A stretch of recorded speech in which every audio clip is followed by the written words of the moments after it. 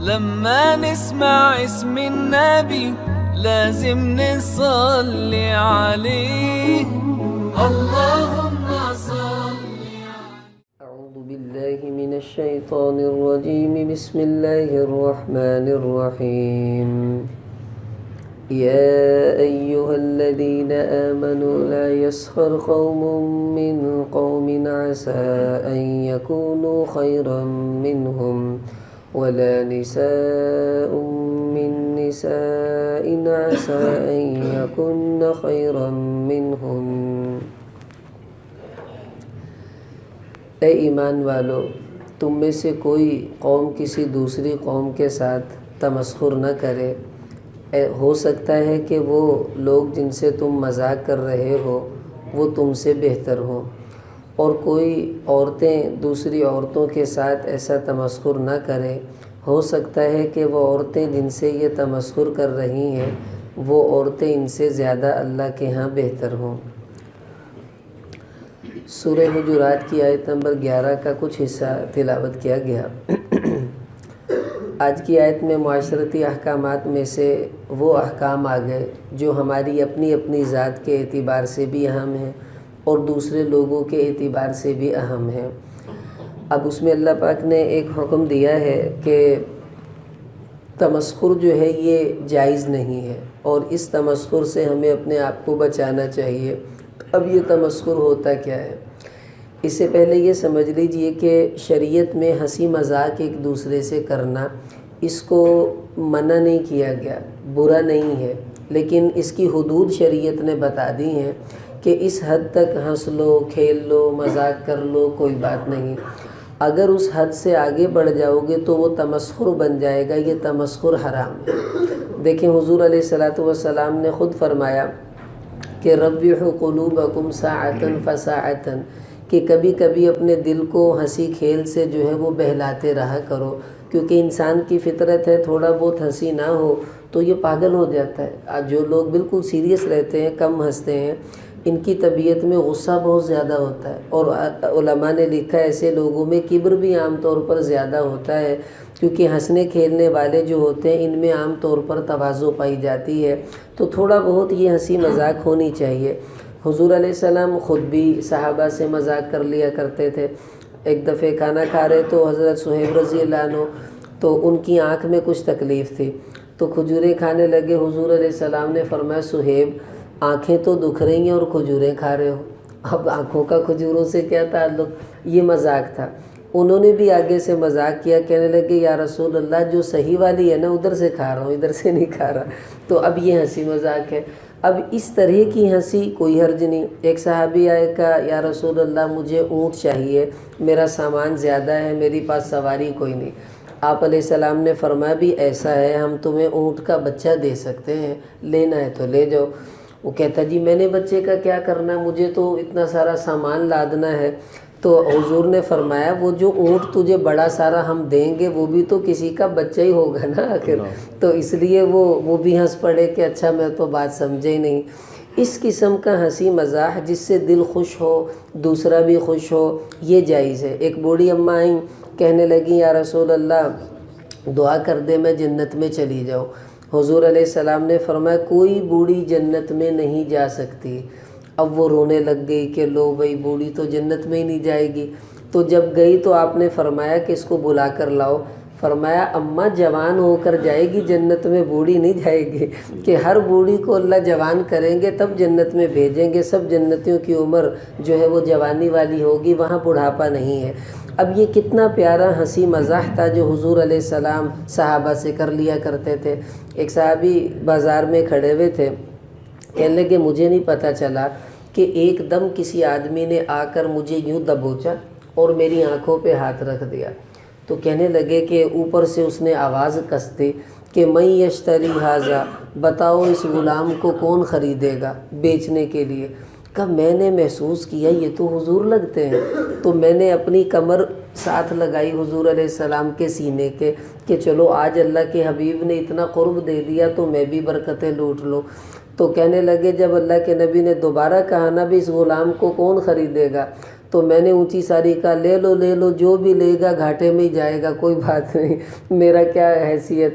تو حضور علیہ الصلوۃ والسلام نے پھر اس کا ہاتھ آنکھوں سے ہٹا کر کہا کہ تم تو یہ سمجھتے ہو نا کہ لوگوں میں تمہاری کوئی حیثیت نہیں ہے، فرمایا آسمان والوں کی نگاہوں میں تم بہت زیادہ قیمتی ہو۔ اب دیکھیں یہ ہنسی مذاق اللہ کے نبی کر رہے ہیں کہ پیچھے سے پکڑ لینا، آنکھوں پہ ہاتھ رکھ دینا، تھوڑا بہت چھیڑ دینا، یہ وہ چیز ہے جو ہمیں بھی اپنے دوستوں میں، گھر میں، بھائیوں سے کر لینا چاہیے تاکہ تھوڑا بہت ہنسی مذاق ہوتا رہے، جس سے انسان کا دل بہل جاتا ہے۔ اب یہ ایسی ہنسی ہے جس میں کسی کو تکلیف نہیں ہے، کسی کی بے عزتی نہیں ہو رہی، کسی کے عیبوں کو اچھالا نہیں جا رہا۔ اب تمسخر جس سے اللہ نے منع کیا وہ کیا ہوتا ہے؟ تمسخر کہتے ہیں کسی آدمی کو نیچا دکھانے کی نیت سے، اس کے عیب کو بیان کرنے کی نیت سے، اس کو ذلیل کرنے کی نیت سے اس کا ایسا تعارف کروانا جس سے لوگ ہنسیں، اس کو تمسخر کہتے ہیں۔ اب دیکھیں یہ تمسخر زبان سے بھی ہوتا ہے کہ کسی آدمی کی آنکھ تھوڑی ٹیڑھی ہے یا وہ بیچارہ بھینگا ہے تو اس کو ایسے انداز میں تعارف کروانا، او آؤ بھی ٹیرے خاں تیرا کی حالا، اب لوگ ہنسنے لگ جائیں گے تو اس بیچارے کی بے عزتی ہو جائے گی۔ اسی طرح کسی کا قد چھوٹا ہے تو اس کا تعارف اس انداز سے کروانا کہ لوگ ہنسنے لگیں۔ اب اس میں یہ سمجھ لیں نیت اگر اس کی ذلیل کرنے کی ہے، بے عزت کرنے کی ہے، نیچا دکھانے کی ہے تو یہ تمسخر ہے، شریعت نے اس کو حرام کیا۔ مسلمان کبھی ایسا نہیں ہوتا۔ تو اللہ پاک دیکھیں انداز کتنا پیارا ہے کہ لا یسخر قوم من قوم، کہ کوئی مرد کسی مرد سے تمسخر نہ کرے، عسیٰ ان یکونوا خیرا منہم، ہو سکتا ہے تم جس مرد کو نیچا دکھانے کے لیے، اس کو ذلیل کرنے کے لیے کچھ کہہ رہے ہو، اللہ کے ہاں وہ تم سے زیادہ بہتر ہو سکتا ہے، تمہیں کیا پتہ، کیونکہ حدیث میں آتا ہے ان اللہ لا ينظر الى صورکم واموالکم، اللہ پاک تمہاری شکلوں کو نہیں دیکھتے، تمہارے مالوں کو نہیں دیکھتے، بلکہ ایسا نہیں ہے کہ کسی آدمی کا جو ہے وہ شکل ٹیڑھی میڑھی ہے تو وہ بخشا نہیں جائے گا، ایسا نہیں ہے۔ کوئی آدمی بہت خوبصورت ہے اللہ اس کو فٹافٹ جنت دے دیں گے، ایسا نہیں ہے، بلکہ اللہ کی نگاہ تو تمہارے دلوں پر، تمہارے عملوں پر ہے۔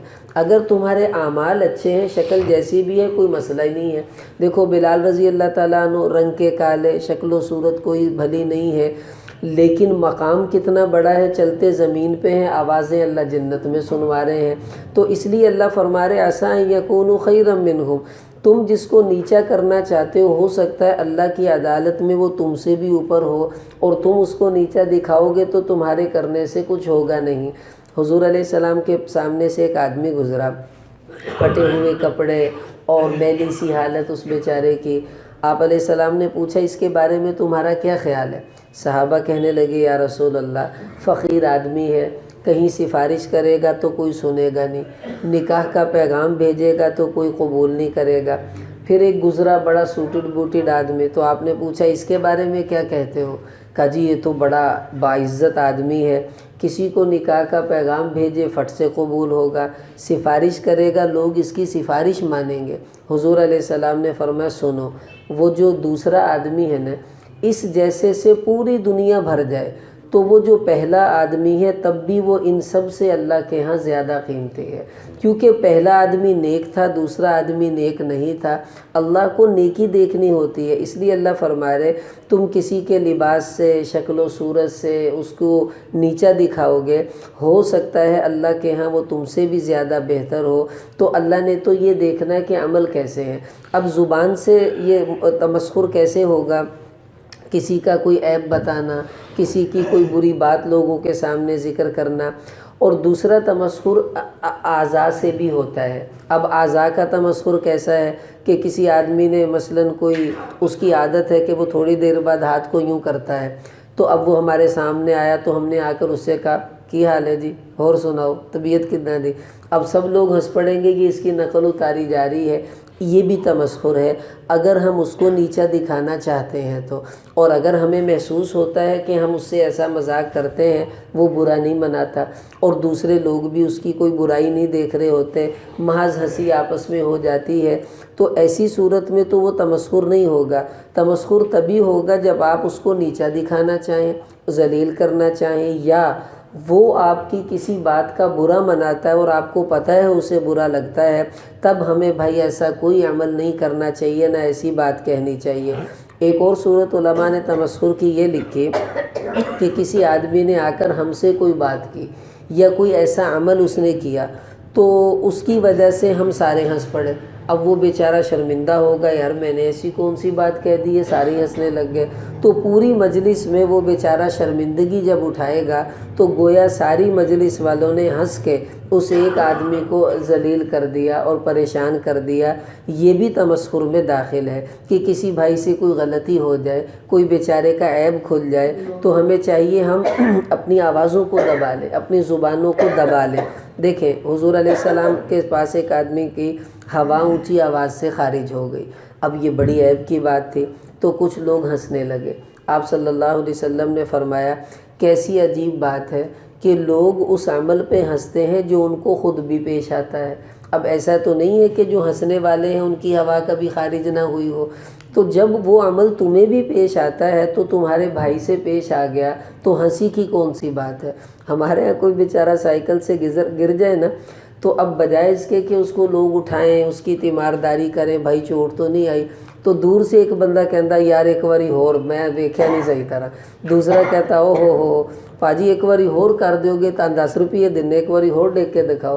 یہ تمسخر ہے کہ وہ بیچارہ ذلیل ہوا، نیچے گرا، اس بیچارے کی ذلت ہے اور ہم اسی بات کو اور انداز میں پیش کریں، یہ تمسخر اللہ کو پسند نہیں ہے۔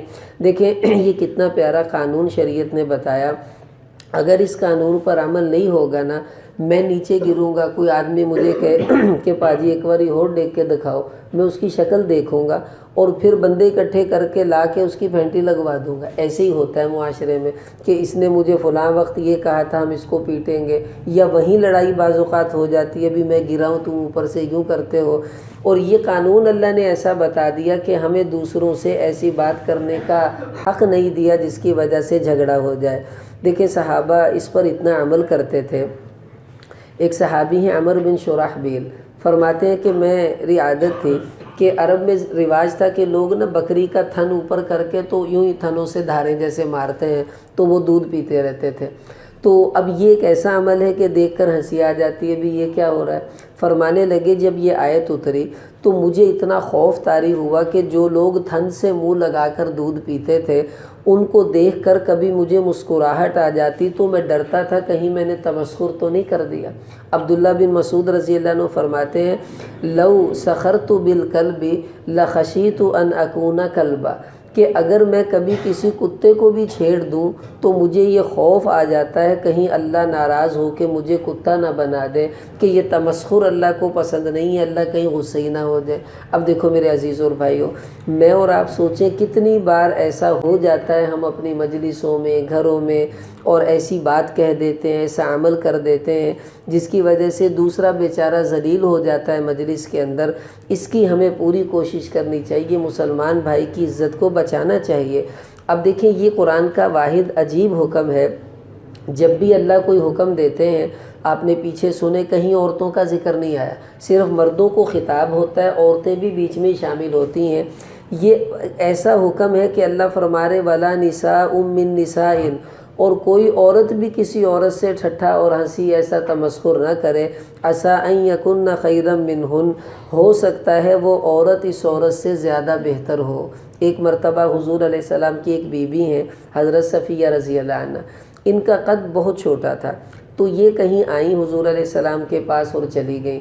عائشہ رضی اللہ عنہ بیٹھی ہوئی تھی تو حضور علیہ السلام نے فرمایا وہ جو ابھی آئی تھی ان کے بارے میں کوئی بات کیا آپ نے تو پتہ تھا کون تھی؟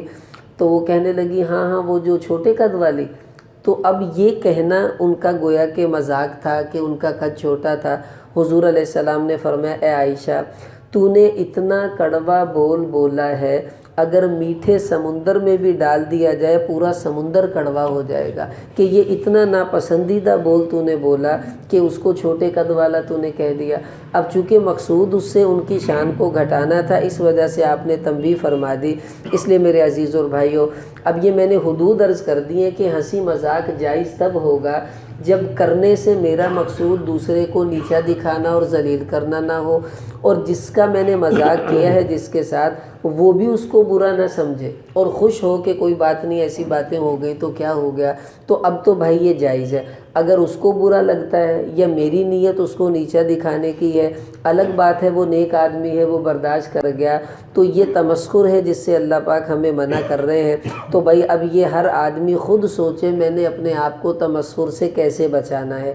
کسی کا عیب دیکھ لینا، دیکھیں آج کل ایک سوسائٹیاں بن چکی ہیں، ایک ہائی لیول کے لوگ ہیں جن کے کھانے ساہیوال کلب میں ہوتے ہیں اور وہ میک ڈونلڈس جاتے ہیں، پیزا ہٹ میں جاتے ہیں۔